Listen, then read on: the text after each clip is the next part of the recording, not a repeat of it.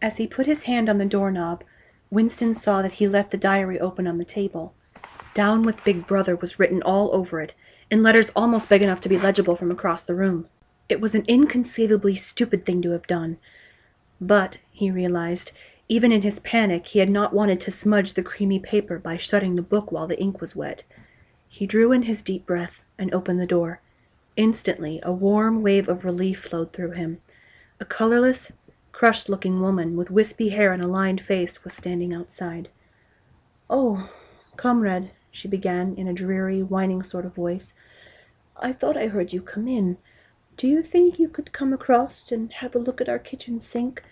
It's gotten blocked up, and—" It was Mrs. Parsons, the wife of a neighbor on the same floor.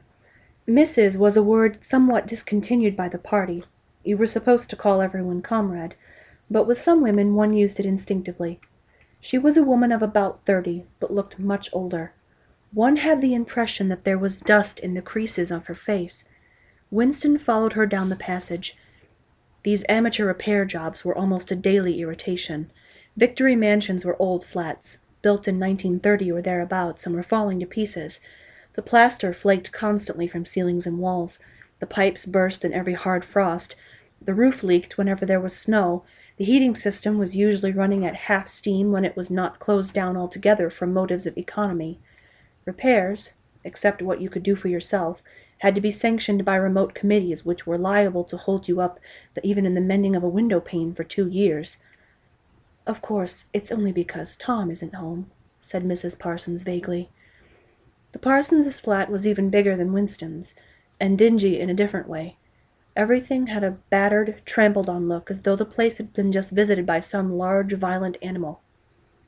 Games impedimenta, hockey sticks, boxing gloves, a burst football, a pair of sweaty shorts turned inside out, laid all over the floor, and on the table there was a litter of dirty dishes and dog-eared exercise books. On the walls were scarlet banners of the Youth League and the Spies, and a full-size poster of Big Brother. There was the usual boiled cabbage smell, common to the whole building, but it was shot through by a sharper reek of sweat, which, one knew this at first sniff, though it was hard to say how, was the sweat of some person who was not present at the moment. In another room, someone with a comb and a piece of toilet paper was trying to keep in tune with the military music which was still issuing from the telescreen. "It's the children," said Mrs. Parsons, casting a half-apprehensive glance at the door. "They haven't been out today, and, of course—" She had a habit of breaking off her sentences in the middle. The kitchen sink was full nearby to the brim with filthy greenish water, which smelt worse than ever of cabbage. Winston knelt down and examined the angled joint of the pipe. He hated using his hands. He hated bending down, which was always liable to start him coughing. Mrs. Parsons looked on helplessly. "Of course, if Tom was home, he'd put it right in a moment," she said. "He loves anything like that. He's ever so good with his hands, Tom is." Parsons was Winston's fellow employee at the Ministry of Truth. He was a fattish but active man of paralyzing stupidity, a mass of imbecile enthusiasms, one of those completely unquestioning, devoted drudges on whom, even more so than on the thought police, the stability of the party depended.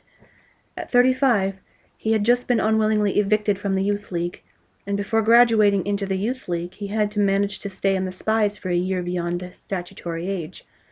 At the Ministry, he was employed in some subordinate post for which intelligence was not required, but on the other hand he was a leading figure on the Sports Committee, and all other committees engaging in organized community hikes, spontaneous demonstrations, savings campaigns, and voluntary activities generally.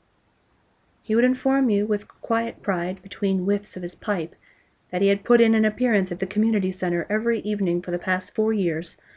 An overpowering smell of sweat, a sort of unconscious testimony to the strenuousness of his life, followed him about wherever he went, and even remained behind him after he had gone. "Have you got a spanner?" said Winston, fiddling with the nut on the angle joint. "A spanner," said Mrs. Parsons, immediately becoming invertebrate. "I don't know, I'm sure. Perhaps the children—" There was a trampling of boots and another blast on the comb as the children charged into the living room. Mrs. Parsons brought the spanner. Winston let out the water and disgustedly removed a clot of human hair that had been blocking the pipe. He cleaned his fingers as best he could in the cold water from the tap and went back into the other room. "Up with your hands!" a savage voice yelled. A handsome, tough-looking boy of 9 had popped up from behind the table and was menacing him with a toy automatic pistol, while his small sister, about 2 years younger, made the same gesture with a fragment of wood.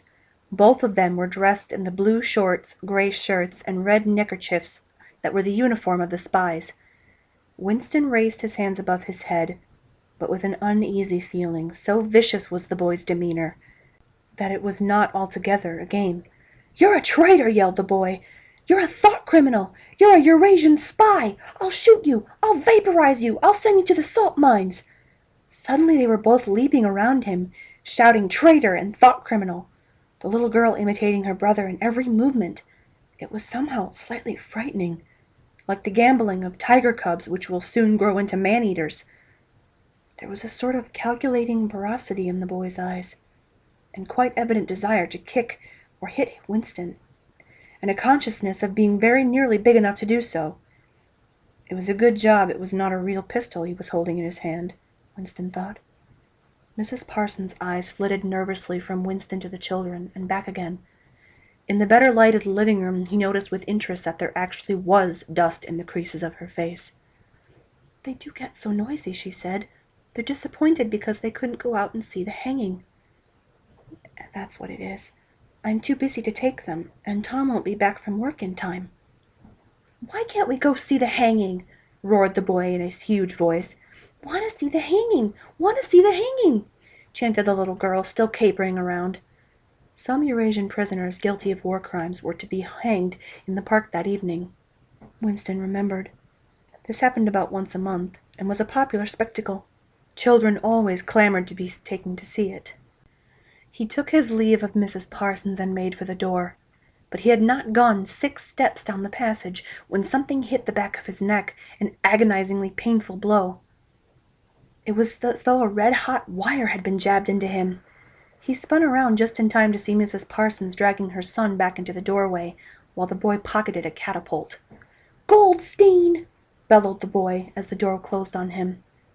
But what most struck Winston was the look of helpless fright on the woman's grayish face.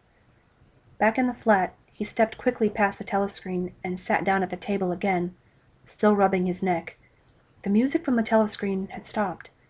Instead, a clipped military voice was reading out with a sort of brutal relish a description of the armaments of the new floating fortress which had just been anchored between Iceland and the Faroe Islands. With those children, he thought, that wretched woman must lead a life of terror. Another year, 2 years, and they would be watching her night and day for symptoms of unorthodoxy. Nearly all children nowadays were horrible. What was worst of all was that by means of such organizations as the spies, they were systematically turned into ungovernable little savages, and yet this produced in them no tendency whatever to rebel against the disciplines of the party.